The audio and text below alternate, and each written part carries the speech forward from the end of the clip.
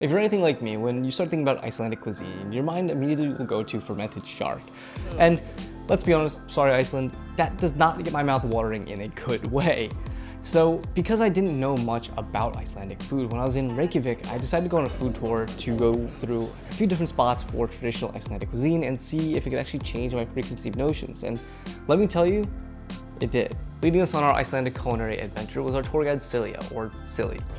Oh, hi. Hi!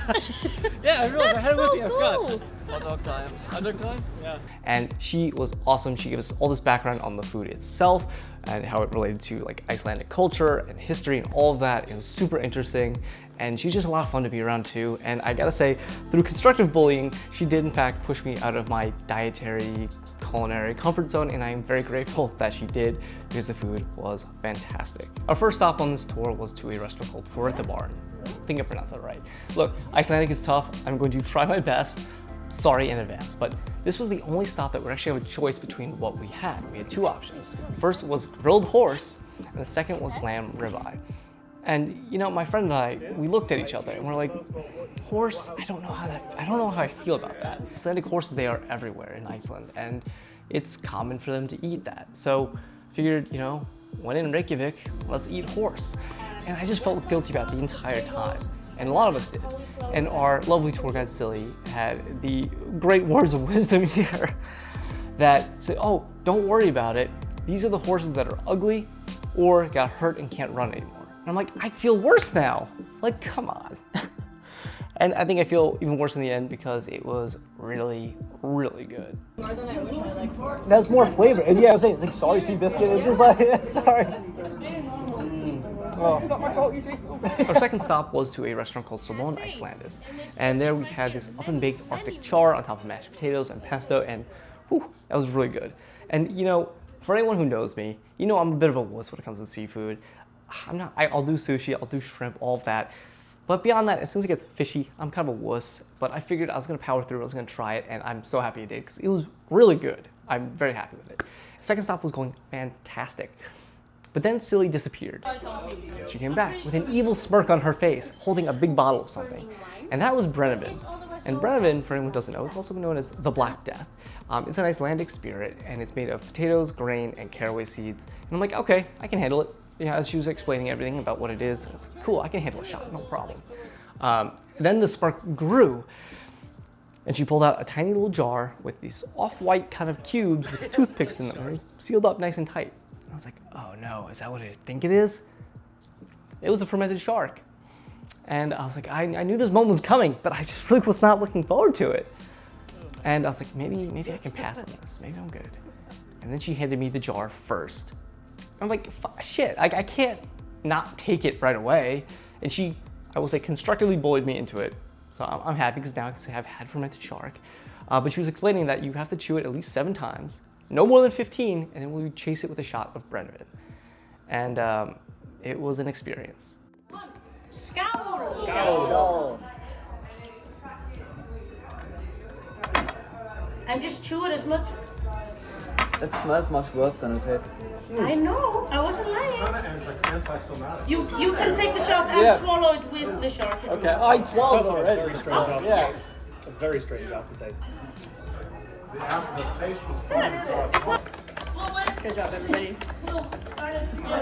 That make us like artificial island. Our third destination was a place called Hanserholt, and it was actually a really cool place because it is the former home of Hans Hafstein, who was the first minister of state in Iceland. He's a poet, politician, and they essentially renovated his home into a restaurant and cafe on the first floor, and the second floor was just kind of more of a, I'll call it lived-in museum, so to speak.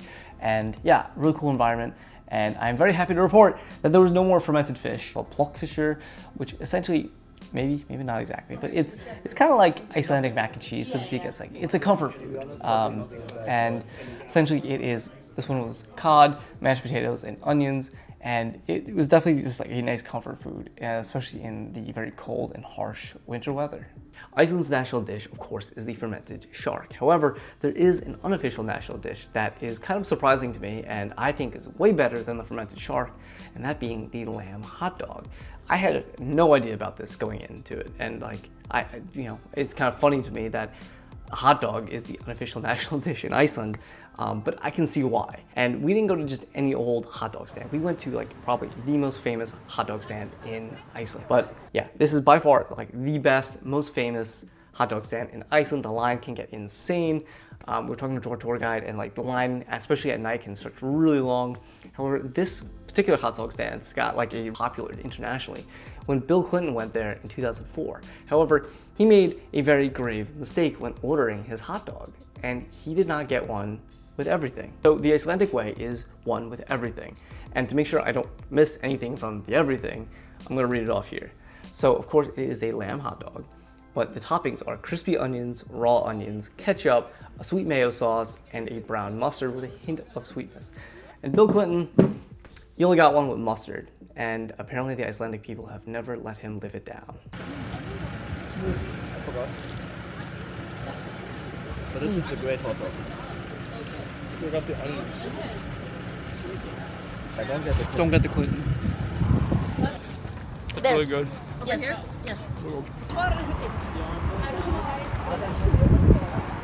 No food tour is complete without a little sweet treat at the end, and we did just that at Hotel Borg with the Happy Marriage Cake. And despite its name, not actually a wedding cake, it is a traditional Icelandic dessert, and it's made of like a buttery oat kind of crust with rhubarb jam inside, and it is really good. Normally it's like served with coffee or tea. Essentially the idea is that if you have a stable dessert, you're gonna have a stable marriage. So whether or not that's true, the dessert was very good. Okay, so all in all, fermented shark was not that bad. It was actually pretty good. And yeah, definitely recommend that you do like a food tour or something. You know, I'm not that adventurous of an eater, but all in all, really good. Highly recommend. Wake up Reykjavik. Yeah, definitely do. I know up until this point in the video, we've only been talking about traditional Icelandic foods and primarily through the lens of this food tour, but one thing I really did want to call out was the fact that Reykjavik has a lot of other cuisines present. It's really good. Like I want to call it a few places. So we went to Dig, which is like a, I guess you say bakery kind of deal, and all their pastries were really good. I was holding myself back to eat relatively healthy, otherwise I would have eaten all of them. The bagels, while not New York level, were actually surprisingly good as well. Coffee was top tier, got me through all those cold mornings. On top of that, we went to Plokkfiskur. I know. And yeah, has the best burger in Iceland, and yeah, really stands by that. It's fantastic.